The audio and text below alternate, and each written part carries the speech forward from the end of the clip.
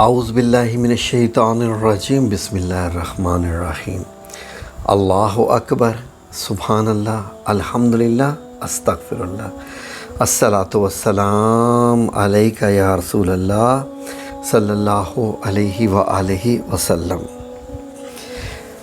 ناظرین، آپ کو ایک قصہ بتانا ہے۔ اس قصے میں ایک بہت راز چھپا ہے اور وہ راز سمجھنے کی ضرورت ہے ایک کامیاب زندگی گزارنے کے لیے، اور جب آپ اس دنیا سے بھی جائیں تو آپ کامیاب ہو کے جائیں۔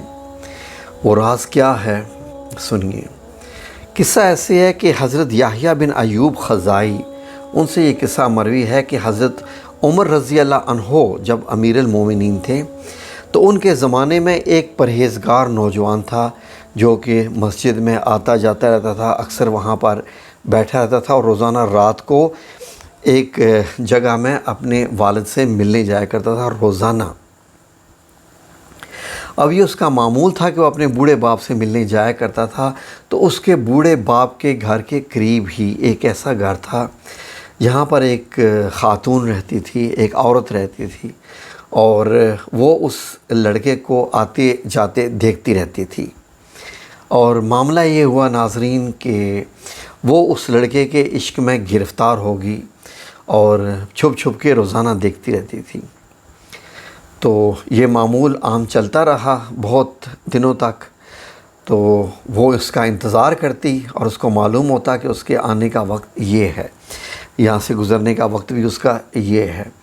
ایک دن کیا ہوا ناظرین کہ اس سے رہا نہ گیا، تو اس نے یہ فیصلہ کیا کہ آج میں اس سے ملاقات کروں گی کسی بھی طریقے سے۔ تو ناظرین، کچھ روایات میں مختلف ہے اور کچھ میں مختلف ہے۔ ایک روایت میں یہ ہے کہ اس خاتون نے اس سے بولا اور اس سے بات کی اور اسے کہا کہ اس کے گھر میں ایک سامان ہے جو کہ اٹھا کے رکھنے والا ہے اور کوئی ہے نہیں ہے جو کہ یہ طاقتور کام کر سکے، تو مہربانی فرما کر یہ کام کر دیجئے۔ تو وہ نوجوان راضی ہو گیا۔ کچھ روایات میں ایسا بھی ہے کہ اس نے کچھ باتیں اس سے بہت خاص کی اور اس کو اپنے دل کی بات بتا دی، تو وہ نوجوان بھی ہے وہ کچھ سیکنڈ کے لیے اس کا بھی دل پسیج گیا۔ تو اب دونوں روایت کا میں آپ کو بتا رہا ہوں۔ اینی وے، جو بھی ہے، ہوا یہ کہ وہ نوجوان اس عورت کے پیچھے چل پڑا۔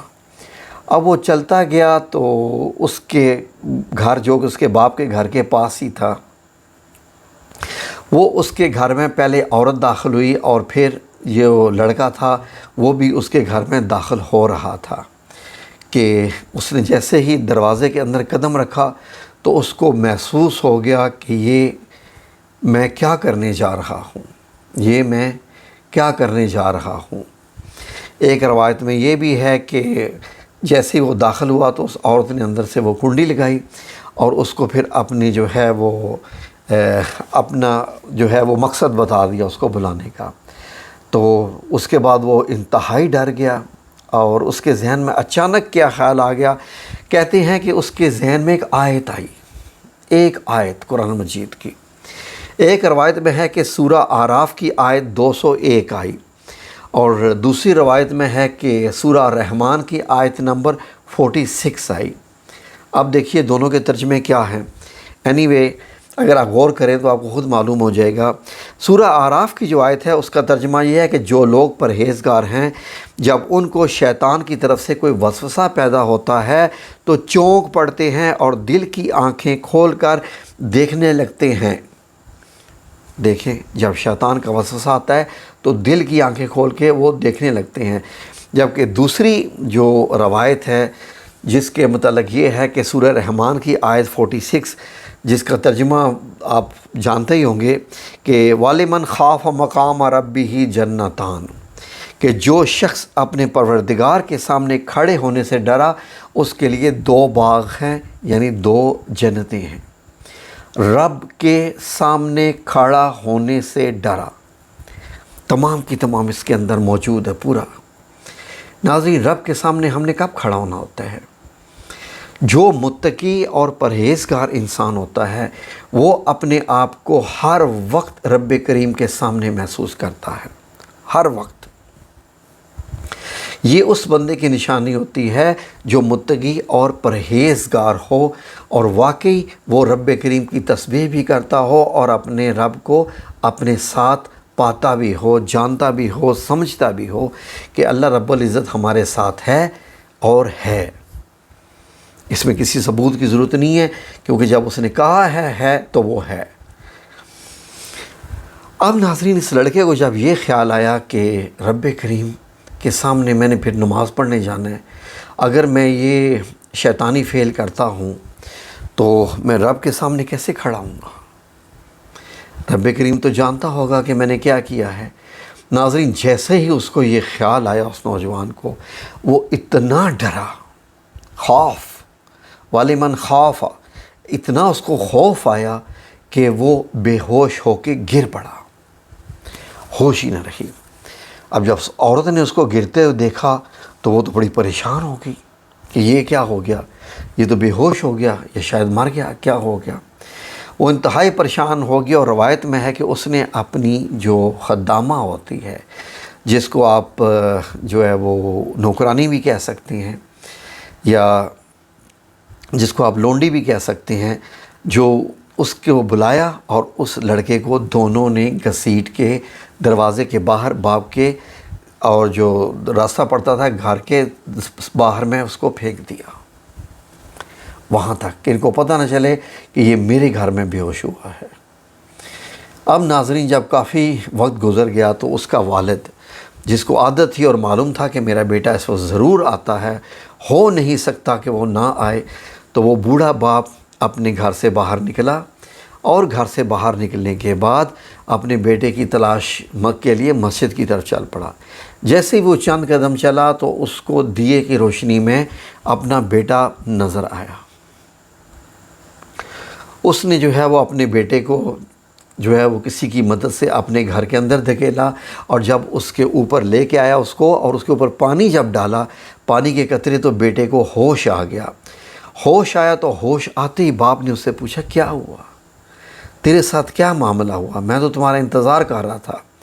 تو جیسے ہی وہ ہوش میں آیا تو اس نے کہا کہ ابا جان، میرے ساتھ یہ ہوا ہے کہ میں ادھر اس کے گھر میں گیا، اور جب یہ مجھے پتہ چلا تو وہ آیت جو ہے وہ میرے ذہن میں آئی، تو میں اتنا ڈرا اپنے رب کریم سے کہ میرا رب مجھے دیکھ رہا ہے اور میں جو ہے وہ ایسے ایک عورت کے ساتھ ہوں، تو میں بے ہوش ہو گیا۔ اور ناظرین، ابھی وہ شخص وہ بتا ہی رہا تھا کہ باپ نے پوچھا، جلدی بتاؤ وہ آیت کون سی تھی؟ وہ آیت کون سی تھی؟ تو لڑکے نے بتا دیا کہ وہ آیت یہ تھی، یعنی یا سورہ اعراف کی آیت نمبر 201 یا سورہ رحمان کی آیت نمبر 46۔ تو جیسے ہی اس نے یہ قصہ بتایا، اور پھر اس کے اوپر ایسا خوف طاری ہوا کہ اسی خوف سے اس کی روح چل بسی، اور اس کے باپ نے راتوں رات منٹس کے اندر اپنے بیٹے کو دفنا دیا مدینہ منورہ میں۔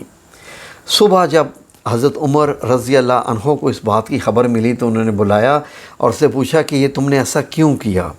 مجھے بھی نہیں بتایا، اور یہ اتنی جلدی میں یہ سارا کام کر دیا۔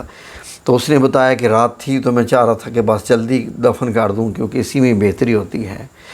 تو حضرت عمر نے ان سے جو ہے اس نے یہ پورا قصہ بتایا کہ میرے باپ بیٹے کے ساتھ یہ قصہ ہوا ہے۔ تو حضرت عمر رضی اللہ عنہ نے اسے کہا کہ اب بھی مجھے اپنے بیٹے کی قبر پر لے چلو۔ کہاں پر اس کی قبر؟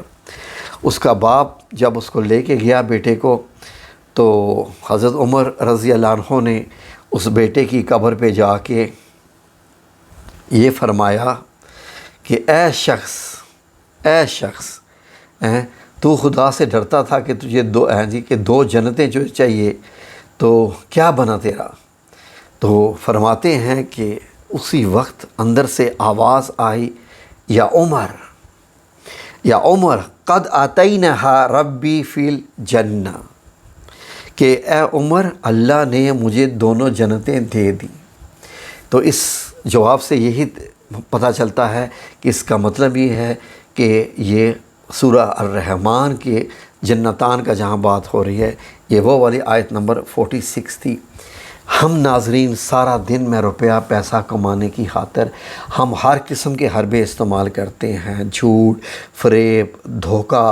آن لائن پاکستان میں اس قدر فراڈ ہو رہا ہے کہ میرے ساتھ بھی کئی دفعہ ہو گیا ہے یہ والا، لیکن میں نے یہی سوچا کہ چلیں اللہ رب العزت کا جو بھی کرنا ہے۔ تو میرے ساتھ بھی ایسے ہوا کہ پیسے بھیجے اور چیز ہی نہیں آئی، پتہ چلا جناب جی کہ وہ تو اسکیم تھا۔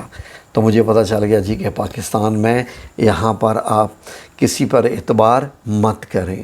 یقین کریں کہ میں نے اس بندے کو جس نے میرے ساتھ دھوکہ کیا تھا، اس کا موبائل آن تھا، تو میں نے اسے کہہ دیا کہ یہ تو نے اپنے اوپر بہت بڑا ظلم کر ڈالا، میرے پیسے مار کے بہت بڑا ظلم کر ڈالا۔ اگر تمہیں سمجھ ہوتی تو تم کبھی بھی اتنا سستا یا چیپ سودا نہ کرتے جو تو نے میرے ساتھ کیا ہے۔